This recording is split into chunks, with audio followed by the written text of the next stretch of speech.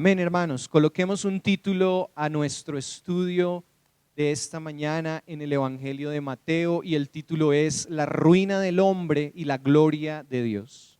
La ruina del hombre y la gloria de Dios. Abramos nuestras Biblias. Mateo capítulo 9 es lo que estamos estudiando en estos días. El Evangelio del Señor Jesús desde la perspectiva de Mateo, uno de sus discípulos cercanos. Y vamos a leer desde el versículo 9. Amén, hermanos, ¿estamos allí? Voy a leer en la Biblia de las Américas, Mateo 9:9. Amén. Dice: cuando Jesús se fue de allí, vio a un hombre llamado Mateo sentado en la oficina de los tributos y le dijo: sígueme. Y levantándose, le siguió. Y sucedió que estando él sentado a la mesa en la casa, he aquí muchos recaudadores de impuestos y pecadores llegaron y se sentaron a la mesa con Jesús y sus discípulos. Versículo 11, y cuando vieron esto, los fariseos dijeron a sus discípulos: ¿por qué come vuestro maestro con los recaudadores de impuestos y pecadores? Al oír esto, dijo: los que están sanos no tienen necesidad de médicos, sino los que están enfermos. Mas id y aprended lo que significa: misericordia quiero y no sacrificio, porque no he venido a llamar a justos, sino a pecadores. ¿Están conmigo, hermanos? Versículo 14, entonces se le acercaron los discípulos de Juan diciendo: ¿por qué nosotros y los fariseos ayunamos, pero tus discípulos no ayunan? Y Jesús les dijo: ¿acaso los acompañantes del novio pueden estar de luto mientras el novio está con ellos? Pero vendrán días cuando el novio les será quitado y entonces ayunarán. Y nadie pone un remiendo de tela nueva en un vestido viejo, porque el remiendo al encogerse tira del vestido y se produce una rotura peor. Y nadie echa vino nuevo en odres viejos, porque entonces los odres se revientan, el vino se derrama y los odres se pierden, sino que se echa vino nuevo en odres nuevos y ambos se conservan. Versículo 18. Mientras les decía estas cosas, he aquí vino un oficial de la sinagoga y se postró delante de él diciendo: mi hija acaba de morir, pero ven y pon tu mano sobre ella y vivirá. Y levantándose Jesús lo siguió, y también sus discípulos. Y he aquí una mujer que había estado sufriendo de flujo de sangre por 12 años, se le acercó por detrás y tocó el borde de su manto, pues decía para sí: si tan solo toco su manto, sanaré. Pero Jesús, volviéndose y viéndola, dijo: hija, ten ánimo, tu fe te ha sanado. Y al instante la mujer quedó sana. Cuando entró Jesús en la casa del oficial y vio a los flautistas y al gentío en ruidoso desorden, les dijo: retiraos, porque la niña no ha muerto, sino que está dormida. Y se burlaban de él. Pero cuando habían echado fuera la gente, él entró y la tomó de la mano, y la niña se levantó. Y esta noticia se difundió por toda aquella tierra. Amén. Amén, hermanos.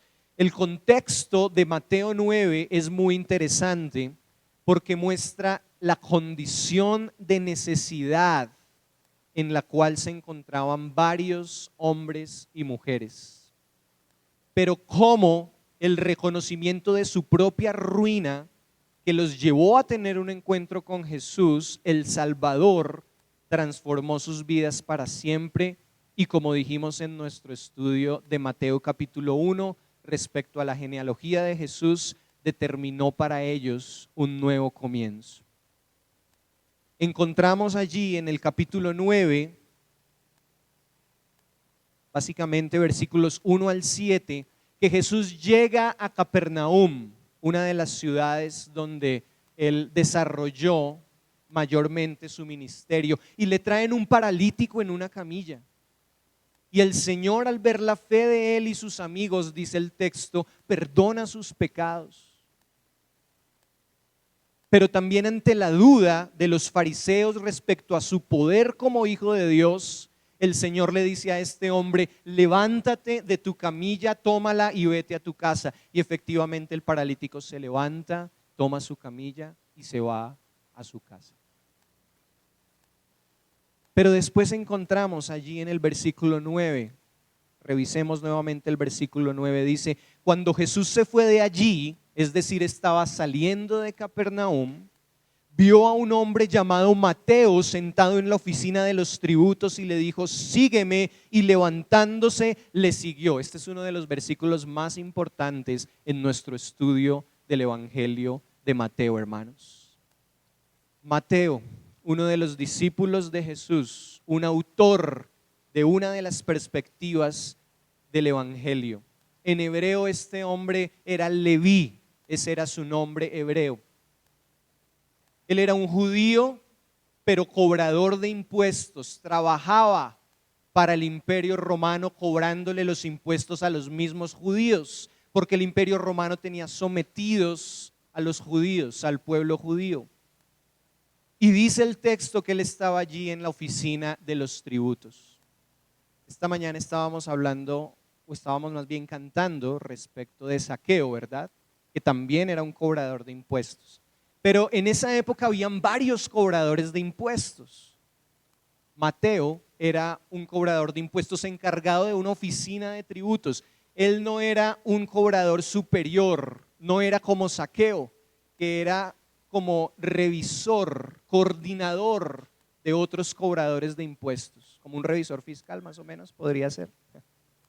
Pero Mateo era un cobrador que estaba en el día a día, que tenía contacto con la gente y estaba allí en esa oficina de los tributos.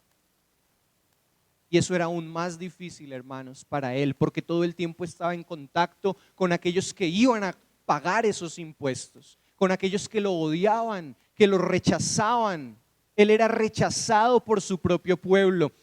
Uno de los comentaristas que leí para este texto, hermanos, dice que los cobradores de impuestos en esta época, en este contexto, eran aún más odiados que las prostitutas, eran considerados peores que las prostitutas, eran criticados por los líderes religiosos judíos.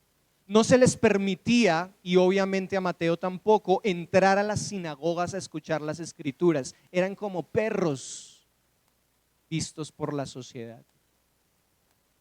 Y eran judíos, eran de su mismo pueblo. Algo interesante es que este hombre, Mateo, tenía buenos ingresos porque trabajaba para Roma. Estaba en una condición, a pesar de que tenía unos buenos ingresos, estaba en una condición de ruina espiritual. Y parte de la historia, hermanos, nos cuenta algo muy interesante por cuanto Mateo seguramente no podía entrar a la sinagoga a escuchar las escrituras, y es que él por su propia cuenta había leído y estudiado la ley, los salmos y los profetas, y estaba esperando la promesa del Mesías.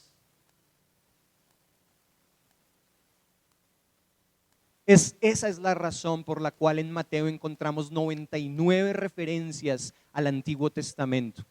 Ni siquiera Marcos, Lucas y Juan completan 99 referencias al Antiguo Testamento juntos. Y Mateo sí. ¿Por qué? Si no podía entrar a escuchar a los líderes religiosos las escrituras, porque él mismo seguramente estaba esperando la promesa y había leído la ley, los profetas, los salmos. Es impactante ver ahí en el versículo 9, hermanos, cuando el Señor Jesús lo llama, él sin vacilar se levanta y le sigue. Así lo dice el texto. Mateo se levanta y deja todo atrás, su profesión habitual, para seguir al Señor. Miremos ahí en Lucas capítulo 5, versículos 27 y 28. Dice la palabra del Señor. Lucas 5, 27 y 28, que narra también Lucas esta escena cuando el Señor Jesús llama a Mateo. Dice la palabra del Señor en Lucas 5, 27, después de estas cosas salió y vio a un publicano llamado Leví, lo que acabamos de estudiar. Leví es el mismo Mateo, pero Leví es su nombre hebreo, sentado al banco de los tributos públicos, y le dijo, sígueme. Y Lucas es más específico cuando dice, y Mateo, dejándolo todo, se levantó y le siguió. Hermanos, ¿quién en sus 5 sentidos va a dejar un cargo como cobrador de impuestos para Roma? Seguramente no solamente era el salario, sino también tenía muchos beneficios por tener ese cargo, por tener ese trabajo. Vamos a dejar ahí por un momento en esta reflexión que estamos haciendo el caso de Mateo. En el versículo 18 encontramos también algo muy interesante ahí mismo en Mateo capítulo 9. Un oficial de la sinagoga se postra ante Jesús reconociendo su poder incluso para devolver la vida a su hija que había muerto. Y efectivamente lo que ocurre es que el Señor le devuelve la vida a esta niña. Pero también encontramos allí en el versículo 20 una mujer que llevaba 12 años con hemorragias. Había sido excluida de la sociedad porque era vista como una mujer inmunda por tener hemorragias constantes, flujo de sangre. Había sido excluida también de los servicios religiosos, al igual que los cobradores de impuestos. Pero es interesante ver también cómo esta mujer lleva su ruina, su enfermedad a los pies del Señor. ¿Y qué es lo que pasa, hermanos? ¿Qué dice el texto? El Señor restaura su salud, la sana.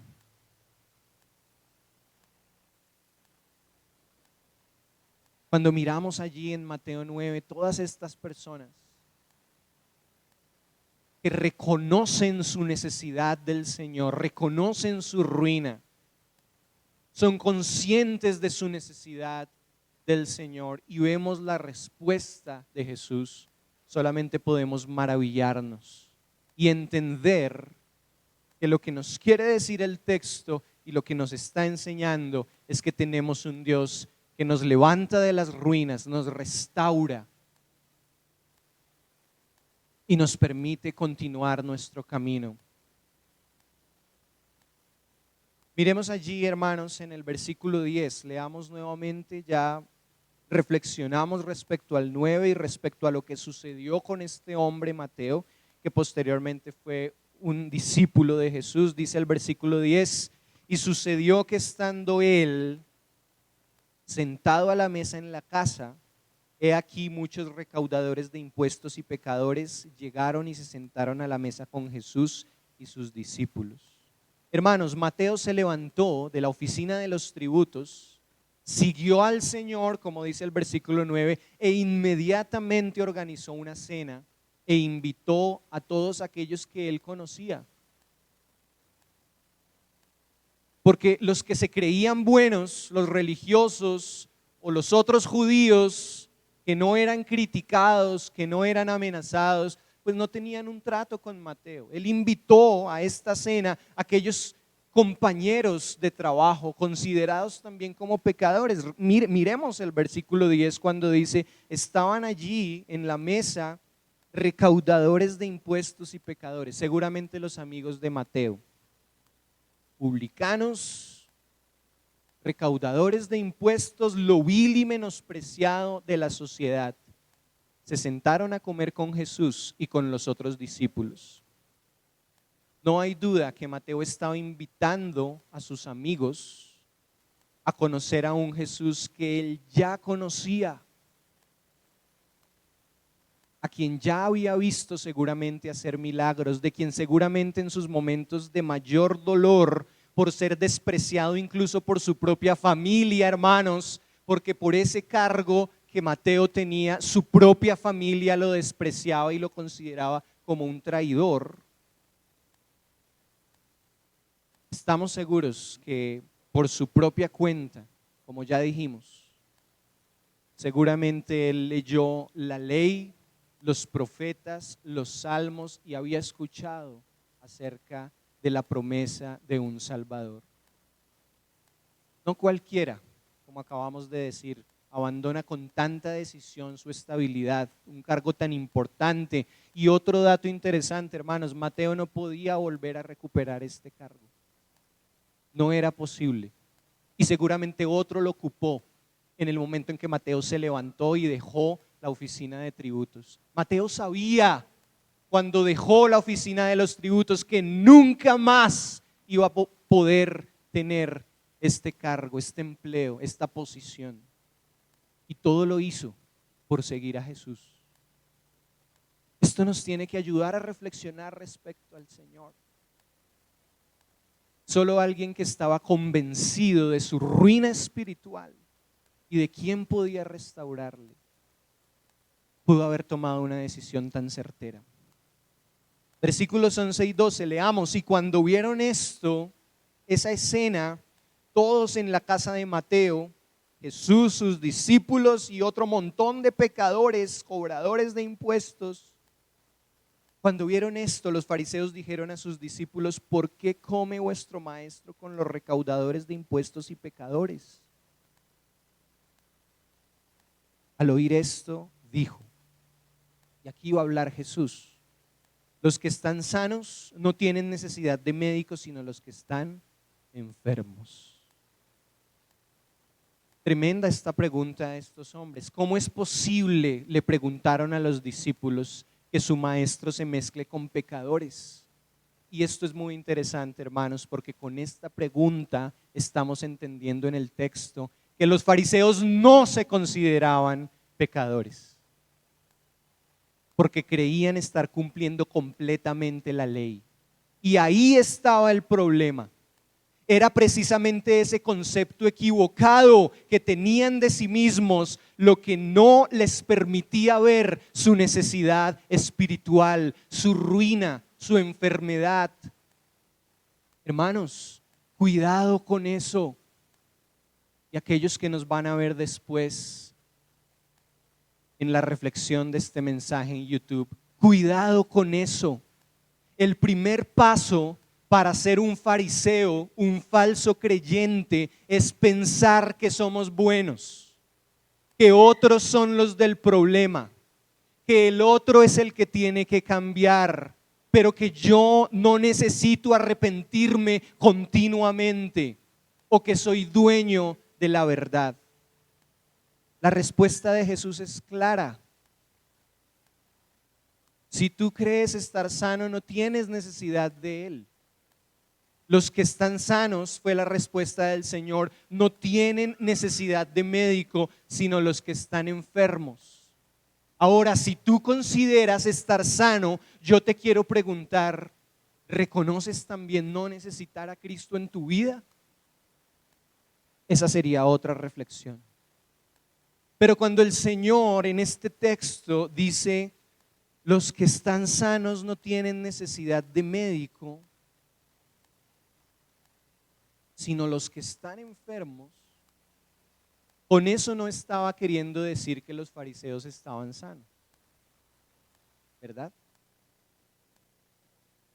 Sino que Él se acerca, se sienta a la mesa, comparte y va a sanar, a restaurar y a salvar a aquellos que reconocen su ruina espiritual, su necesidad, su debilidad, como estudiamos en Mateo 5, el Sermón del Monte, su pobreza espiritual. Y estos hombres, como Mateo y sus amigos, la sociedad los veía como peores que perros o que las prostitutas, pero estaban reconociendo su necesidad espiritual, su ruina. Hermanos, estemos completamente de acuerdo en algo cuando revisamos las Escrituras de principio a fin. El Señor no se va a acercar a aquellos que se creen buenos, perfectos, inmaculados, intocables. Recordemos al apóstol Pablo en Romanos 12. ¿Cómo empieza Romanos 12? Hermanos, les ruego por las misericordias de Dios que presentemos nuestros cuerpos como sacrificio vivo, santo, agradable a Dios, que es vuestro culto racional. Después en el versículo 2 que dice, no nos conformemos a las ideas, al molde de este mundo, sino transformémonos por medio de la renovación de nuestro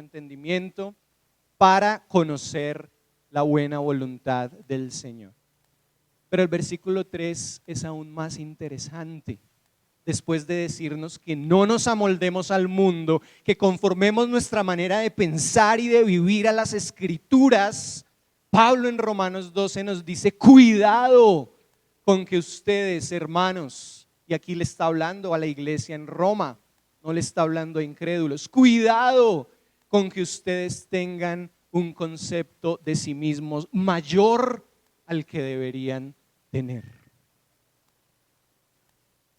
Hermanos, es verdad, no es una frase de cliché, es verdad que la iglesia es un hospital, no es un museo, no es una vitrina donde solamente vemos santos, personas que no tienen necesidades. La iglesia es un hospital, muchas veces venimos heridos, cansados, abatidos, enfermos, sin ganas de continuar. Muchas veces venimos con ganas de llorar, pues hay que llorar. Pero ¿qué se nos enseñó equivocadamente en el contexto de iglesia? Cállese, siéntese, no se mueva, sonría, olvídese de sus problemas y todos estamos bendecidos y en victoria. El Señor nos bendice, yo lo creo. Yo creo en las bendiciones del Señor para mi vida, para mi familia y para mi comunidad. Pero hay momentos en los que no me siento bendecido ni en victoria. Hay momentos en los que me siento mal. Hay momentos en los que digo, no puedo más. Siento que mi corazón está en ruinas. Y esa es precisamente la actitud que el Señor Jesús requiere de nosotros. Hermanos, hay momentos en los que estamos cantando en la alabanza y yo no me puedo olvidar del problema que tengo. ¿Cómo hago? ¿Cómo aplico esa fórmula para poder hacerlo? Pues yo quiero darles un consejo, porque es como cuando a uno le dicen: si usted de verdad perdona, entonces tiene que olvidar. Entonces nos tocaría quitarnos el cerebro, la mente. No necesariamente. La mayoría de veces, si no todas, perdonamos, pero vamos a recordar la ofensa. Lo que pasa es que ya no vamos a ver esa ofensa de la misma forma porque ya hemos perdonado. Pero no creamos esas mentiras de que cuando perdonamos entonces se nos olvida todo. Como en la trilogía de Hombres de Negro, te perdono, pero aplícame el, para que, si lo recuerdan, lo han visto la película, para que se me borre toda la mente. Lo mismo pasa muchas veces, hermanos, cuando llegamos a la comunidad, cuando estamos en casa. Mi recomendación es, cuando te sientas así, en medio de un tiempo donde estamos adorando al Señor, exprésale, usa ese momento para expresarle tu ruina, para expresarle cómo te sientes, y Él va a estar ahí. Todo obviamente bajo un orden, ¿verdad, hermanos? Porque así somos los cristianos históricamente, y también lo digo, ha sido algo desafortunado cuando se nos dijo en la historia, y yo creo que expresarnos delante del Señor, porque Él nos hizo emocionales, es importante, pero cuando se nos dijo en la historia que las emociones estaban en un mismo nivel con las Escrituras, se empezaron a generar desórdenes en la iglesia, muy desafortunados. Y por eso Pablo tiene que exhortar a la iglesia en Corinto y les dice que todo lo que se haga en la iglesia sea en orden. Pero necesitamos de cualquier manera reconocer nuestra necesidad y nuestra ruina espiritual. Hermanos, por favor, no me miren con extrañeza cuando yo les diga como pastor que paso por momentos difíciles, que a veces dudo del Señor, que a veces tengo tentaciones, que en ocasiones he caído, que necesito del Señor tanto como ustedes. No me miren con extrañeza, porque el hecho de que una persona sea líder o pastor no quiere decir que dejó de ser humano. Y no quiere decir que no necesite también rendirse a los pies de la cruz cada día para reconocer su necesidad del Señor. No son los sanos los que tienen necesidad de un... ¿Ustedes van al médico cuando se sienten bien? Deberíamos de vez en cuando para hacer los chequeos, pero generalmente no pasa. Vamos al médico cuando nos sentimos enfermos. Cuando reconocemos que algo está ocurriendo en nuestro cuerpo, acudimos al médico. Asimismo, en el plano espiritual, estos hombres y nosotros hoy necesitamos reconocer que necesitamos al Señor. Versículo 13, ¿qué dice? El Señor les dice más adelante: más, id y aprended lo que significa misericordia quiero y no sacrificio, porque no he venido a llamar a justos, sino a pecadores. Si tú, hermano, hermana, sientes, crees que puedes justificarte delante de Dios por tus pecados, entonces no necesitas a Cristo, porque Él no vino a llamar a justos. Si tú te crees justo, no tienes necesidad de un Salvador, pero si reconoces que eres un pecador, tienes necesidad de un Salvador. Las palabras de Jesús acá, misericordia quiero y no sacrificio, son una referencia al profeta Oseas. Capítulo 6, versículo 6. Oseas dijo estas palabras en Oseas 6:6. Dice la palabra del Señor. Si quieren buscarlo allí, ya antes de concluir. ¿Estamos allí, hermanos? Dice: porque misericordia quiero y no sacrificio. ¿Y qué más? Y conocimiento de Dios más que holocaustos. Tremendo, hermanos, porque el Señor había establecido en su ley el orden para el ofrecimiento de los holocaustos. Pero aquí le está diciendo al pueblo: yo quiero que ustedes me conozcan, estoy más interesado en que me conozcan aún que en los holocaustos. Dios expresó al pueblo que estaba más interesado en que reflejaran su amor por otros, interesándose por su necesidad. Esto es misericordia, ¿verdad?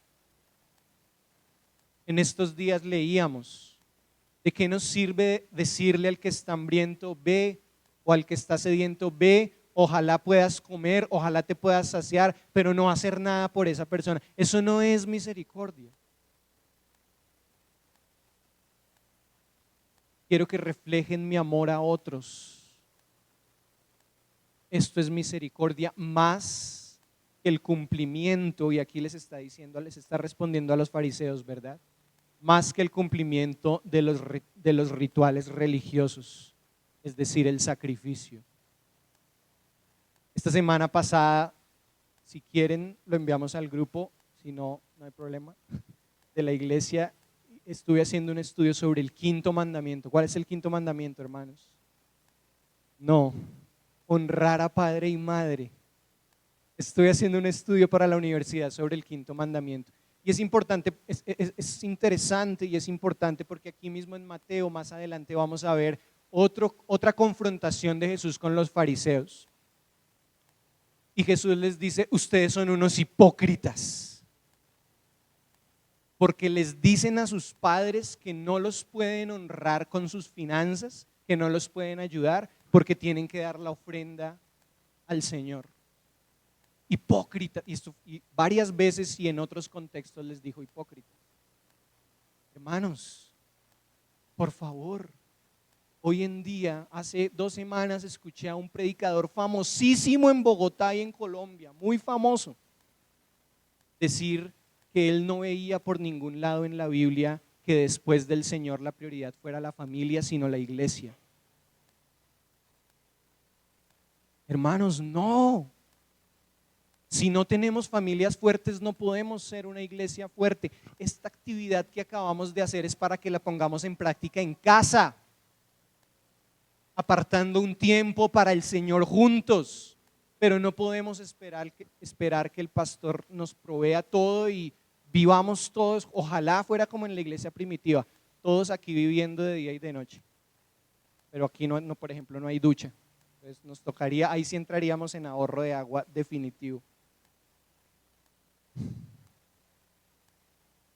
Eso es lo que debió haber pasado, hermanos, que estos fariseos se sentaran a esa mesa con esos pecadores. Eso es lo que debió haber pasado si estos hombres hubieran entendido cuál era el propósito del Señor, llamar a los pecadores al arrepentimiento. Si ellos hubieran ejercido la misericordia que tanto predicaban, no estarían ahí recriminando al Señor Jesús, diciéndole, pero ¿por qué se sienta a comer con pecadores y con cobradores de impuestos?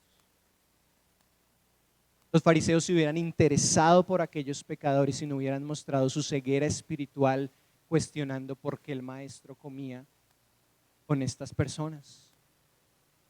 Yo quiero preguntarles, ¿por qué es que nosotros somos muy acelerados para criticar a los fariseos, para criticar a Pedro cuando negó al Señor, para criticar a Judas? Decimos, uy, ese Judas tan espantoso, ¿viste?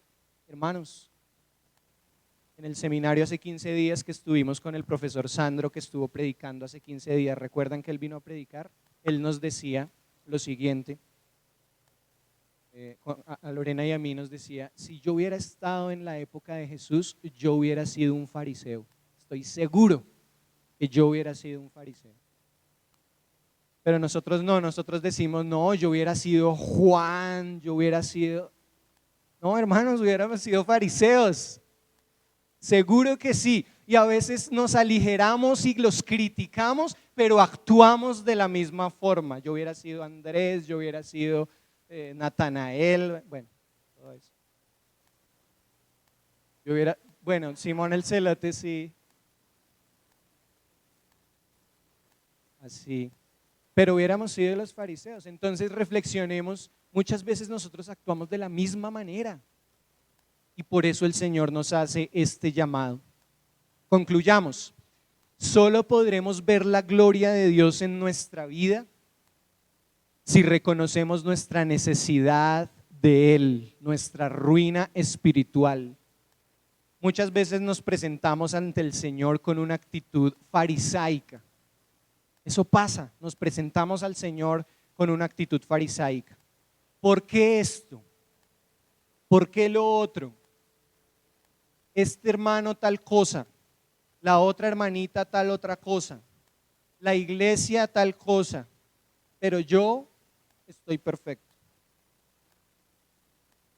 Hermanos, rindamos nuestro corazón al Señor, reconozcamos que nada como lo reconoció Mateo en su llamamiento, que es fascinante, ni lo más valioso en este mundo nos puede dar lo que el Señor nos ofrece. Seguramente muchas cosas tendremos que dejar cuando estemos convencidos que nada se compara al Señor Jesús, así como Mateo lo hizo.